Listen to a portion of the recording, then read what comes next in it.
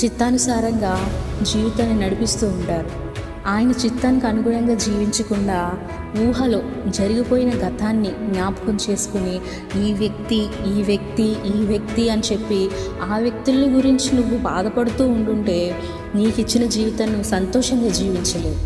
నీకు ఇచ్చిన జీవితం నువ్వు ఆనందంగా గడపలేవు. నీకు ఇచ్చిన పార్ట్నర్తో నువ్వు సంతోషంగా ఉండలేవు.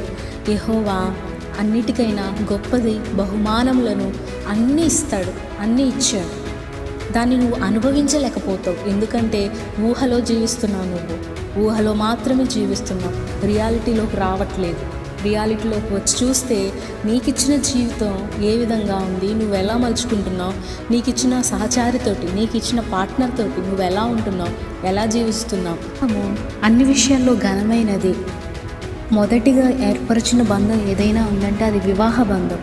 దేవుడు ఆ వివాహ బంధంలోకి నీతో పాటు ఒక వ్యక్తిని ప్రవేశింపజేశాడు అని అంటే అది దేవుని చిత్తమని నువ్వు గ్రహించి నీ పార్ట్నర్తో సంతోషంగా జీవించడం ప్రారంభించండి. గడిచిపోయిన గతాన్ని జ్ఞాపకం చేసుకొని కుక్క తన వాంతుకు తిరిగినట్లుగా తిరగకండి. యెహోవా చిత్తానుసారంగా నీకు సహచారిగా సహకారిగా ఇచ్చిన భార్యను కానీ భర్తను కానీ ప్రేమించి సంతోషంగా జీవించమని ప్రభు పేరట మనవి చేస్తున్నాను.